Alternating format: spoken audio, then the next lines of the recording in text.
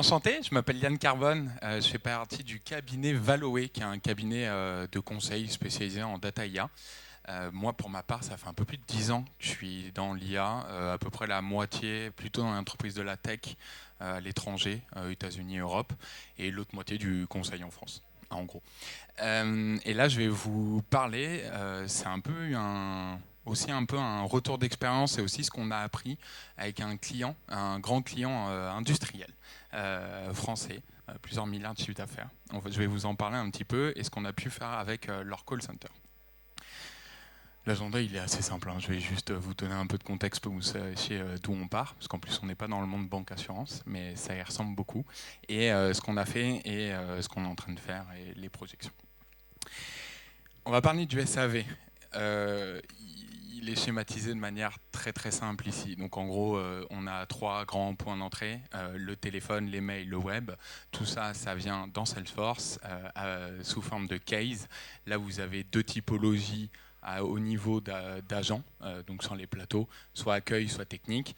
Et de temps en temps, ce case, du coup, on a un contexte industriel, ce case devient une intervention. Et tout ça, évidemment, la BI et notamment tout ce qui est qualité et réseau industriel se pose beaucoup de questions, essaie de cruncher la donnée, savoir ce qui se passe et de voir quoi améliorer. Pour vous donner un peu de chiffres quand même, on parle d'environ 1 million d'appels par an, un peu plus en mail, et le web c'est un peu moins pris, le côté industriel, le digital un peu moins, on reste beaucoup au téléphone, et du coup quelques dizaines de milliers de formulaires web.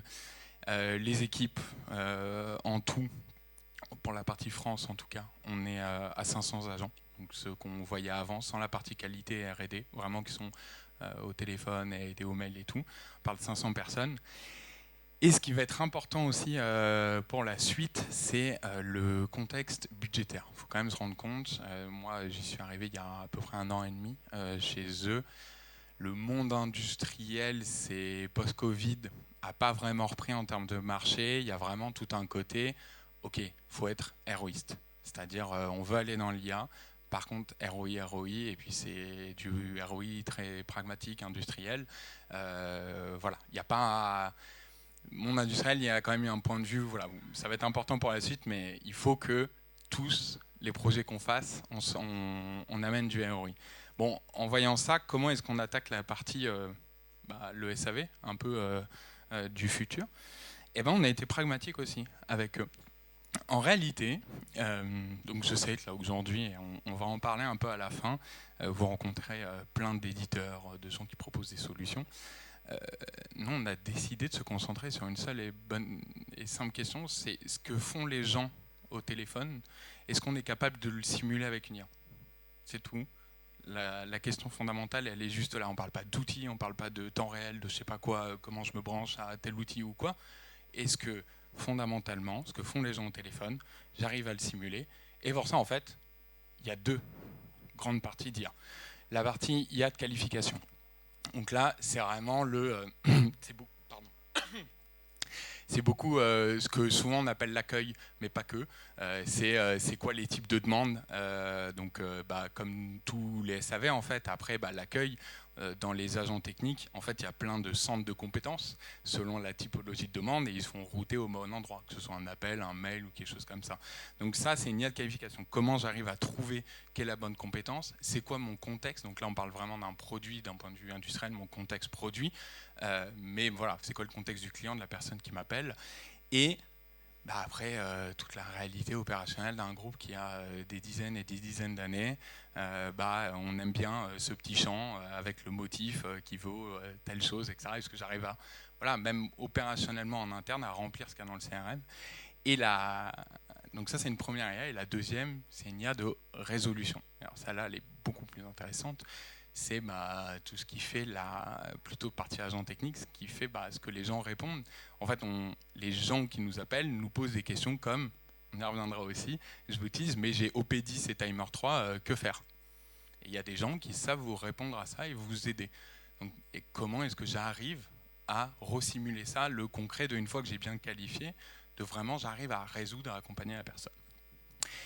Et ensuite, une fois qu'on a ça, Là, on discute, et on y reviendra après, on diffuse l'intelligence, et là, on discute de, ok, comment je l'intègre un peu partout, là où j'en ai besoin, pour aller chercher beaucoup plus de gains.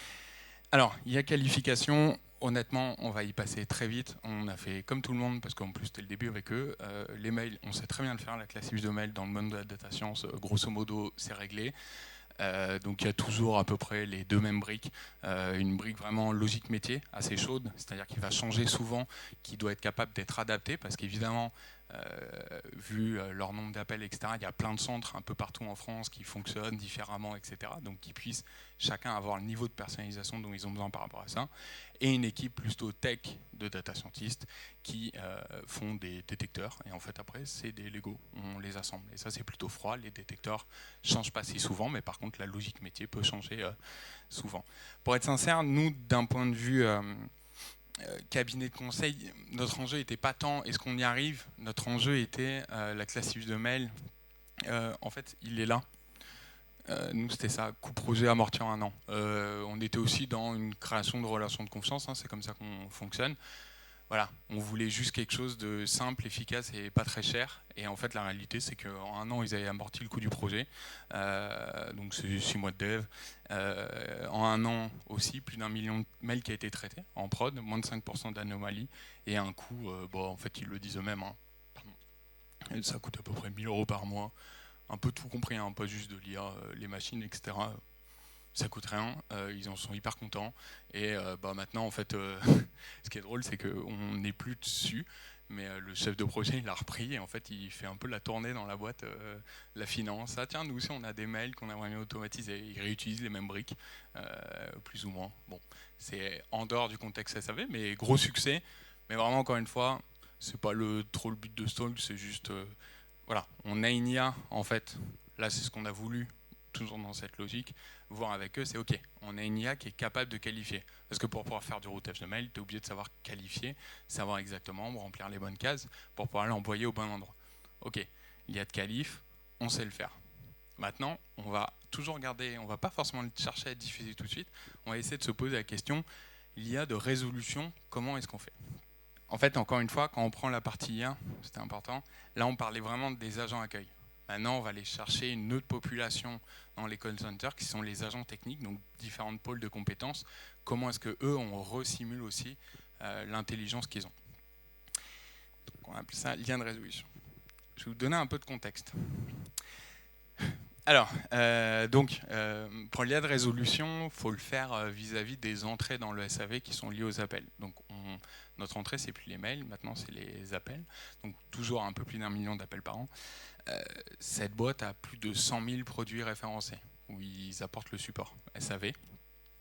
Au moment où on commence à aborder, à en discuter sur ça, il y a eu plusieurs initiatives qui ont été avortées, donc un contexte un peu compliqué par rapport à ça, parce que il a fallu, voilà, il y avait le marketing qui a voulu lancer sa propre initiative de chatbot, la direction service aussi. Il y a eu un stop, on essaie de rassembler tout le monde autour de la table pour en faire une seule initiative groupe, et on y va. Et là, on a commencé à dégrossir un peu les choses. Donc, la documentation technique en fait, des produits, elle est hétérogène au possible. Enfin, vraiment, c'est ce que vous pouvez vous imaginer de pire d'un point de vue industriel. Elle est hyper complexe, écrite de n'importe quelle manière. Il y a des schémas des fois, des écritures d'une autre fois. On ne comprend pas trop. Elle est sur plein d'implicatifs, parce qu'en fait, il y avait pas mal d'autonomie, parce qu'il y a plusieurs marques dans le groupe. Et donc, du coup, elle était un peu partout, la documentation. Même souvent, elle était souvent sur les plateaux, dans des mails et des ordis perso, où ils se le passaient entre eux. Ah oui, tiens, ça, il y a ça. Et on va même aller plus loin. Il y a toute une partie de la documentation qui n'était pas écrite, qui est dans la tête des gens, sur le téléphone, qu'est-ce qui se passe. On n'a pas vraiment, au sens data science du terme, de connaissances quantitatives sur les problématiques techniques au téléphone. Oui, bien sûr, on avait des petites cases dans Salesforce qui donnaient des idées, mais pas au point où on en a besoin pour faire une IA de résolution. On ne savait pas vraiment ce qui se passait dans les appels par rapport à tel produit, de manière très concrète, comme quelqu'un qui est au téléphone et qui répond toute la journée, ils peuvent le faire. On ne savait pas vraiment ça non plus. Et en plus, dernière contrainte, pour ce projet, on doit avoir un très haut niveau de fiabilité dans ses réponses. Parce que contrairement au mail ou au pire, le routage, tu l'as envoyé à la mauvaise personne, bon, elle le renvoie à la bonne personne, le coût n'est pas énorme pour la boîte. Là, ça devient plus compliqué. C'est-à-dire, on est au téléphone avec notre client, c'est hyper important. Et si on se trompe, à les réexpliquer, on n'avait pas trop le droit. Bon, je sais pas vous, il donne envie ce projet. Vu comme ça, on partait pas. Enfin voilà, on partait à une certaine réalité. C'est juste, je la minimise pas, j'en fais pas des caisses non plus. Mais ce qu'on avait pour nous, c'est plusieurs choses.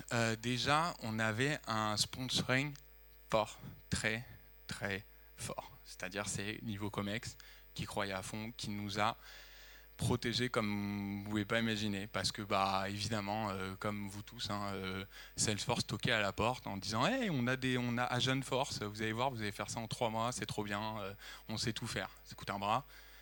Et voilà, et personne ne l'a fait. Voilà, plein de gens qui disaient qu'ils pouvaient mieux faire, qu'ils allaient mieux faire, d'autres éditeurs, même en interne. Il y avait plein de choses. On a eu un sponsor fort qui a réussi à nous laisser du temps et un peu d'espace de respiration à l'équipe projet pour y aller. Comment est-ce qu'on a fait aussi dans cette équipe projet sans rentrer dans les détails, ce qui a été très important, c'est l'équipe métier. Donc des anciens agents techniques qui sont dans l'équipe projet. Plus de 50% de leur temps dédié sur le temps de dev dans ça. C'est des gens qui étaient au téléphone avant. Voilà. Ils sont dans l'équipe projet. C'est pas un peu, je vais les appeler à un moment, etc. Ils étaient du début à la fin, inclus dans nos sprints, toutes nos méthodos et toutes nos cérémonies agiles. On avait tellement d'inconnus, on ne savait tellement pas si ça n'allait pas marcher, on s'est dit, on divise par 2 les standards agiles. Fail fast. Donc sprint, c'est d'une semaine. Démo tous les mois, un comité énergie. La première, elle était sport, on pensait qu'on allait mieux, on l'a fait. Et la première version du produit dans les mains du métier, donc dans l'équipe, en 2 sprints, donc en 2 semaines. Et aussi, un autre truc qui a fait que ça a très bien marché, c'est la stratégie du case slicing. Donc, moi, je l'ai beaucoup vécu dans les entreprises de la tech, c'est énormément utilisé. C'est de se dire, quand vous pensez à tout ce qu'il y a à faire, il y a des tonnes de choses là dans ce que je vous dis. Il y a comment je stocke les données, comment je les sécurise, c'est quoi l'IA, c'est quoi l'interface vis-à-vis de Salesforce. Il y a plein de choses techniques à faire. Ça, c'est vos stacks horizontales de votre gâteau. Et le gâteau, il est énorme. Enfin, 1 million d'appels, il y a plein de produits, plein de typologies de produits, plein de typologies de problèmes, etc. Comment on fait ?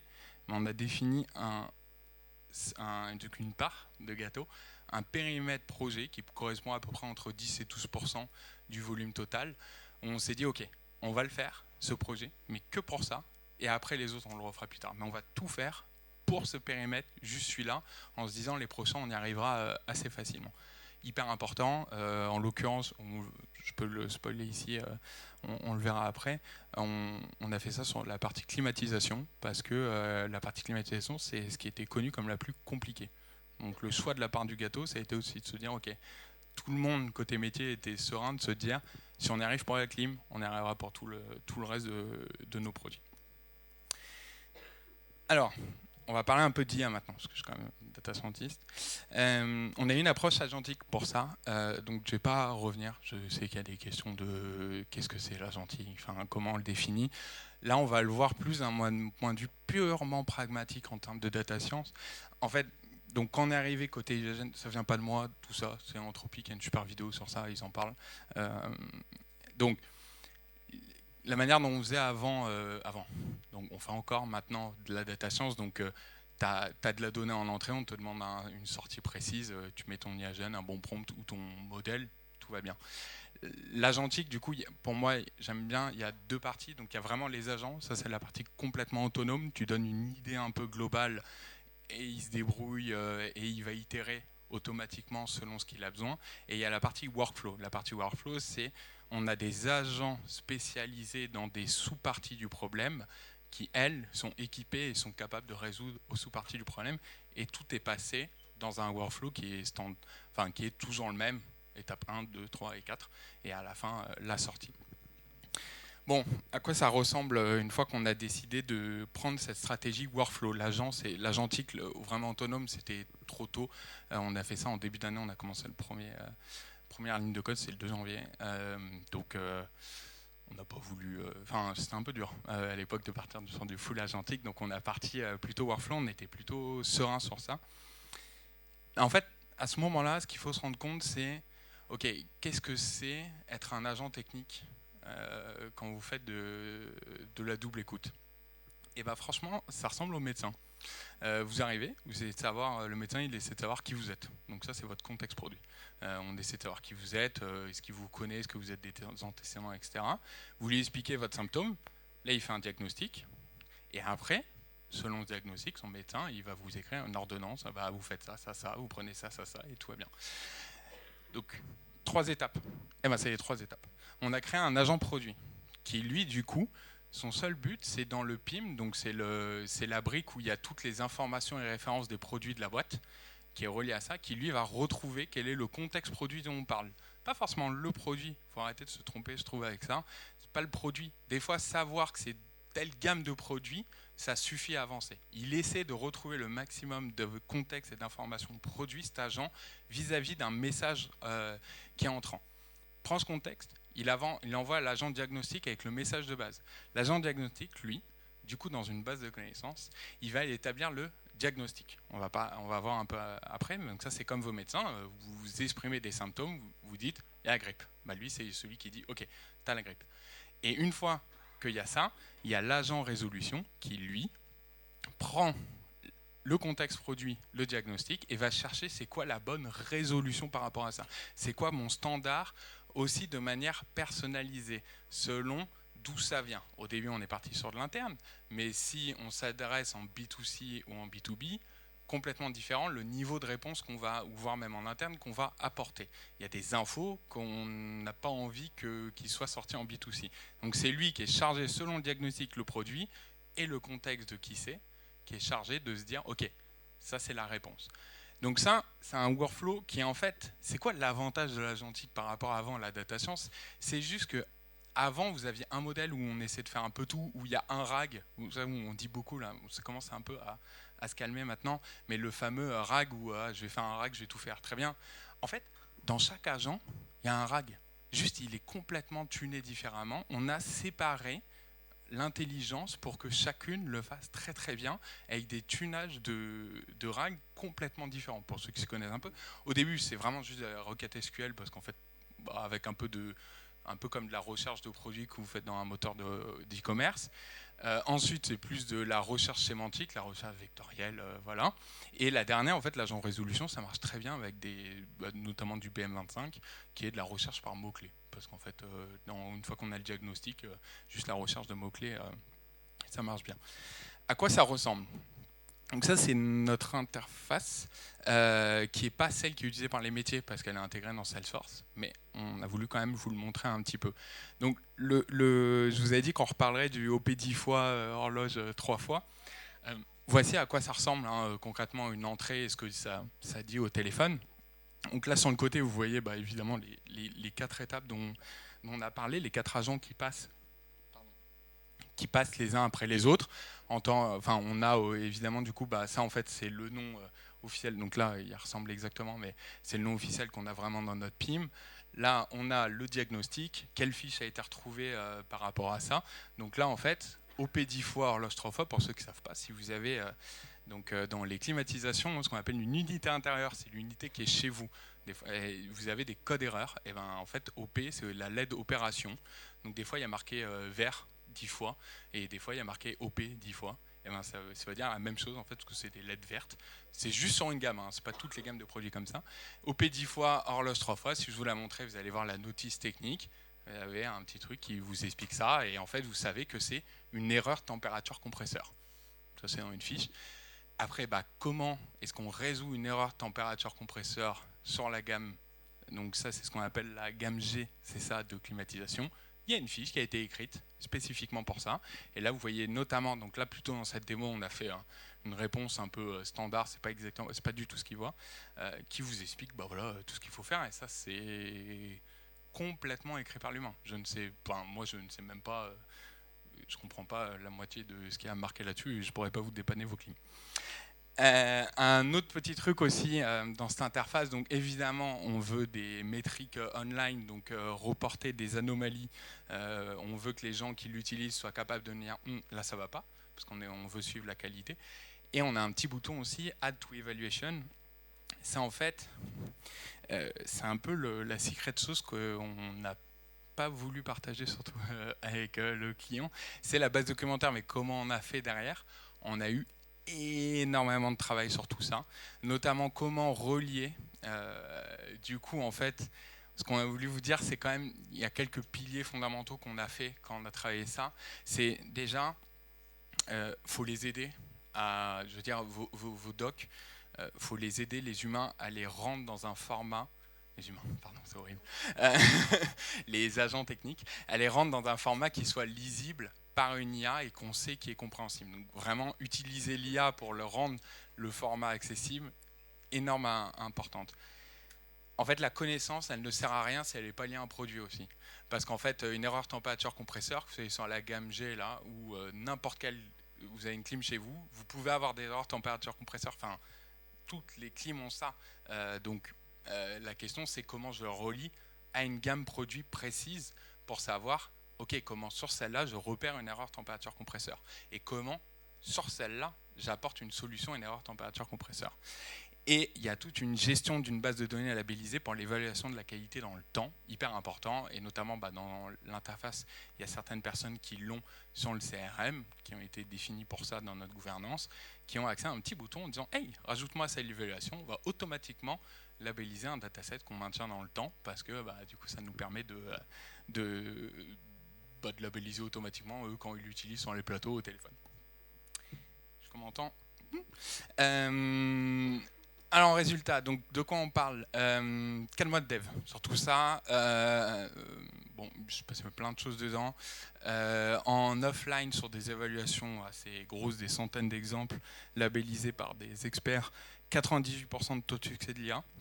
Latence moyenne de 5 secondes, hyper important, hein, on ne va pas attendre des plombes que l'IA réponde. Téléphone, pardon?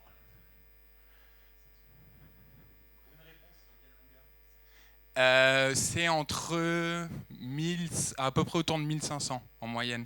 Mais en fait, ça dépend beaucoup des fiches. Il y a vraiment des fiches de résolution. Des fois, c'est, t'as pas grand chose. Tu sais, des fois, tu redémarres.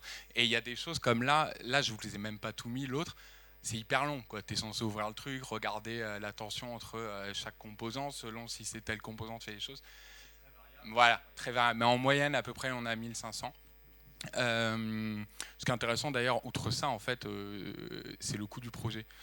Je vais y revenir. Je vous montre aussi où est-ce que c'est en production. Ce qui est assez fou, ça a été l'adoption dingue.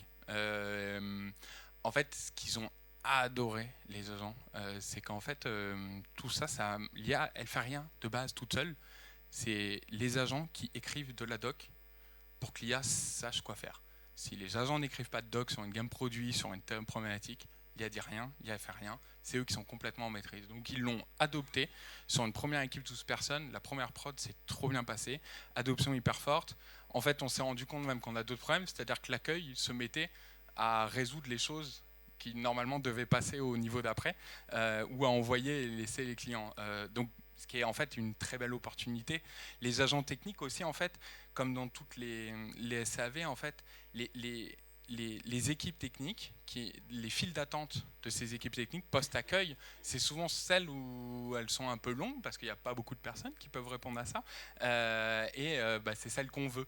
Et en fait, les gens, en niveau en accueil, des fois, ils leur envoyaient les fiches et les personnes commençaient à se dépanner, commençaient à faire la fiche en attendant dans la file technique. Et en fait, les techniciens après qui sont au téléphone, la personne avait déjà commencé à faire. Donc, l'appel dure beaucoup moins longtemps. Il sait dire exactement où est-ce qu'il en est. Génialissime pour ça. Actuellement, où est-ce qu'on en est? Donc, on en a en prod sur tout un site qui représente 230 000 appels par an. Chiffre qui va vous étonner. On n'est que, entre guillemets, à 35% d'appels résolus par l'IA, 50% en diagnostic. Alors déjà, 50 et 35, ça veut dire qu'il y a 15% où juste on sait que c'est une erreur de température et compresseur, mais il n'y a personne qui a écrit comment on fait. Donc ça, c'est, vous savez ce que j'ai dit au début, il y a plein de docs qui sont à la tête des gens, Bah, en fait, le 15%, c'est parce que c'est dans la tête des gens. 35%, c'est juste ça, au niveau de tout nous ce qu'on a fait. Moins d'1% d'anomalies. Et là, pour bientôt, donc là, notre objectif, pour l'instant, c'est, on est parti, on y arrive d'ailleurs, passer sur tout, donc le million d'appels, et 65% d'appels résolus par l'IA, 70% de diagnostics, très conservateur, toujours moins d'1% d'anomalies. Très conservateur, on sait qu'on va y arriver. Notre question est plus d'augmenter le nombre d'appels sur d'autres problématiques. On augmente le gâteau comme ça, avant de encore monter encore ce taux. On ne sait pas où est-ce qu'il va aller, mais c'est déjà énorme. C'est-à-dire qu'on parle de 1 million d'appels. Vous savez qu'à la fin, on peut les résoudre via une IA, grosso modo. Qu'est-ce qu'on en fait? C'est une autre question, mais en tout cas, c'est là où on en est. Vas-y.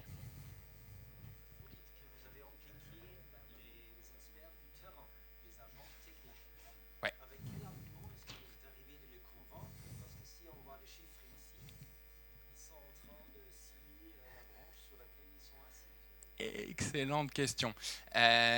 Première MEP, une petite anecdote. Ça a été une grosse question à se dire, des grosses inquiétudes. Donc déjà, on a travaillé avec le CSE et la RH.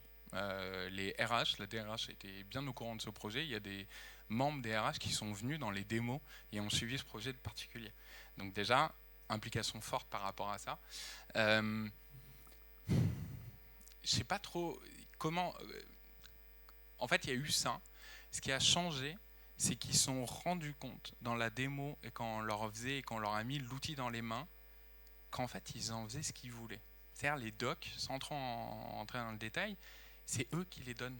Si il y a des techniciens, une équipe de 10-12 où il y a à la fois de l'accueil et des techniques, ils décident de rien remplir, il ne se passe rien dans l'IA. L'IA ne fait rien sans que ce soit eux.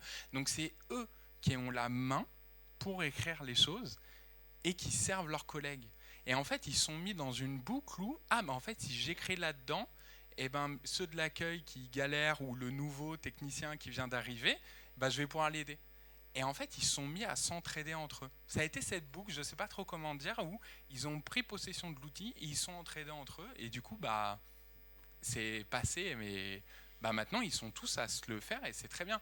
Et parce qu'il y a aussi une direction qui a décidé on n'est pas là pour virer des gens, c'était très clairement ce qui a été dit. En fait, on a sorti ça de la question. On a sorti juste, est-ce qu'on arrive à le faire? Et après, on voit ce qu'on en fait. Et justement, ça a été un truc, c'est que là, on ne parle pas forcément de gain opérationnel. C'est pas pour rien, c'est parce qu'en fait, le plus gros gain qu'on a eu, c'est un gain d'opportunité. Notamment pour les 5 ans à venir, parce que là, il y a le plan stratégique de la direction service pour les 5 ans à venir. Et en fait, l'opportunité de ça, elle est énorme. Parce qu'en fait, maintenant, la question est de se dire, OK, qu'est-ce que je vais en faire? On n'est pas obligé enfin, qu'est-ce qu'ils vont faire, ces personnes, si on fait ça? Mais en fait, je leur libère du temps. Là, tout ce qu'on fait, c'est qu'on leur libère du temps. Moi, la direction choisit ce qu'elle va faire de ce temps libéré. Pour l'instant, je peux vous répondre qu'on est bien parti pour... ils ont plein d'autres choses à faire. Et notamment, d'ailleurs, pour le futur. Parce qu'en fait, là, vous vous souvenez, en fait, on a fait 2 trucs simples, hein, sur tout le SAV. En fait, quand on prend ça, on se dit « Ah, trop bien, succès, etc. » Mais on a fait juste une qualif au niveau du case pour le téléphone et une qualif au niveau du mail. Une qualif au niveau du mail et une résolution au niveau du case. En fait, là, on est parti à l'étape de diffusion. Parce qu'en fait, là, maintenant, ça devient simple. C'est une fois que tu as l'IA qui te permet de qualifier l'IA pour résoudre, là, on va les discuter. Donc, prenez par exemple un Rocket Phone qui vous fait du temps réel sur vos transcripts, vos appels, avec une interface tout bien, du résumé, etc. Oui, ok. On a l'IA pour répondre à ça. Donc on peut aller voir un éditeur. Donc on s'est posé notamment cette question. On a une IA, Vabi et Volubil, qui sont topissimes pour toute la partie callbot, pour la partie téléphone. On a l'IA, on sait, on connaît l'intelligence chez nous de comment on doit répondre. On va aller prendre un éditeur qui va faire ça. Et on l'a fait sur à peu près tout, le web, etc. Et ça nous a aussi ouvert à d'autres, une autre grosse tendance qui pour l'instant on a laissé de côté évidemment, qui est le self-serve. Comment je fais en sorte que je ne sois plus juste dans la réaction, mais dans la proactivité en me donnant des outils digitaux. La partie BI, d'ailleurs, on l'a en démo sur notre stand. Si vous voulez voir un peu à quoi ça ressemble aussi, parce que là, je vous ai juste mis. Je ne suis pas trop rentré dans le détail. Très rapidement, il me reste 1 minute. Mon point, il est assez évident. Je pense que vous l'avez compris. C'est ce qu'on répète toujours depuis 10 ans en data science. Juste, est-ce que vous avez les données et allez pas buy la bonne donnée, allez la build. Et après, vous allez buy les éditeurs, tous les outils qui sont un peu autour, voilà, tous les éditeurs qui vous promettent plein de choses par rapport à vos mails, on va mettre des choses, etc. Juste, est-ce que vous avez les données et en interne, l'IA pour faire ce que font les gens au téléphone? Voilà, ça sera tout. Si vous avez des questions. Vas-y, j'ai pas énormément. Attends, est-ce que les personnes d'après sont là, normalement? Non, bah vas-y, je me permets. Ça ressemble à quoi finalement l'interface pour le client qui arrive? C'est une chatbot devant le website ou c'est Interne. interne? Interne, ça c'est une interface web pour le tester et le voir. On a fait une intégration dans Salesforce. En fait, c'est dans Salesforce, on a une équipe de dev Salesforce, donc c'est leur CRM, où en fait, bah, t'as ça quoi. Enfin, et du coup, bah, tu sais, t'as un case Salesforce avec des descriptions des champs texte. Et voilà. Pardon. Après, ça dépend en fait de la manière dont tu l'intègres. C'est-à-dire sur WhatsApp, bah, c'est un numéro de téléphone que tu donnes à quelques installateurs et du coup, c'est une interface WhatsApp. Le web, là, il y a des débats, mais en gros, ça sera sur du web plutôt côté moteur de recherche en réalité. Le mail, il n'y a même pas d'interface. Le mail, c'est un mail de retour. En fait, la partie intégration de comment tu diffuses l'IA, elle est importante, mais c'est pas la plus compliquée. Elle est intéressante à se poser une fois que tu sais que tu as des IA qui sont utilisées par tes équipes et tu sais qu'ils marchent en fait et que tes équipes utilisent et elles gagnent du temps.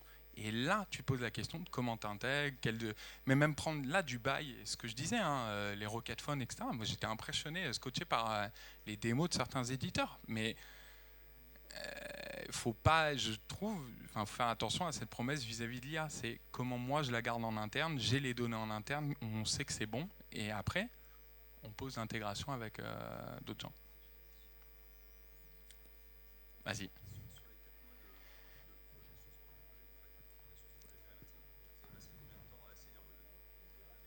Quoi dans les 4 mois, les métiers, ils l'ont fait. Ils étaient, pour être sincère, ils étaient équivalents à peu près un ETP. En fait, ils sont deux, 50%, qui ont écrit des choses. Ils ont écrit en fait, le truc, c'est qu'ils ne savaient vraiment pas, sur un périmètre de produit, ils ne savaient pas dire quel était le nombre de fiches qu'il fallait écrire. Le nombre de docs. En fait, en réalité, on pouvait l'estimer, mais ils ne savaient pas. On a estimé qu'au moment où on est parti en dev, sur les 12, les chiffres vont peut-être étonner, on a écrit 12% des chiffres du périmètre. 12%. Avec ça, on a répondu à 35% des appels parce qu'ils se doutaient. Et surtout, mais en fait, ce qu'on a fait à partir de ce moment-là, c'est qu'encore une fois, c'est ce que je répondais tout à l'heure comme question, on n'a pas construit un produit où ah bah c'est bon, c'est fini. On a construit un produit qu'on a mis dans les mains des équipes et que eux ils alimentent. Ce chiffre, il n'arrête pas d'augmenter depuis. C'est-à-dire qu'en fait, la première équipe de 12, elle représentait, je ne sais plus les chiffres exactement, mais je crois 70-80 000 appels par an. Quelque chose comme ça, je crois. Euh, bah, en fait, elle avait direct 30-35. Elle est montée, elle a continué à prendre, et elle a augmenté son taux de résolution de fou. On a augmenté la taille du nombre de gens qui avaient accès à ça. Donc, théoriquement, notre chiffre a baissé. Mais en fait, ils sont en train de le faire augmenter. Mais c'est eux qui le font. Moi, je ne sais même pas te dire quelles sont les fiches qui sont dedans. Et je m'en fiche. Moi, tout ce qui m'intéresse, c'est ça maintenant.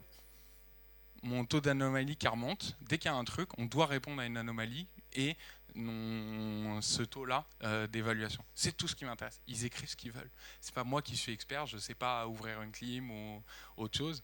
Je ne sais pas. Et je ne sais pas quoi faire. Ils font. Donc nous, c'était un produit qu'après ils remplissent. Ouais. Et ben en fait, on a fait, je l'ai un peu dit rapidement, on a fait plus que leur écrire de comment faire, etc. Traiter. Je suis assez technophile. Non, je leur ai fait des IA qui les aident à le faire et qui les. T'as pas une interface comme à la Notion, tu écris ce que tu veux. Non, non. tu peux partir de ta fiche telle qu'elle soit. L'IA va te préposer le truc, va essayer de te chercher, te mâcher le travail énormément. Parce qu'en fait, sinon, ils vont passer trop de temps à le faire.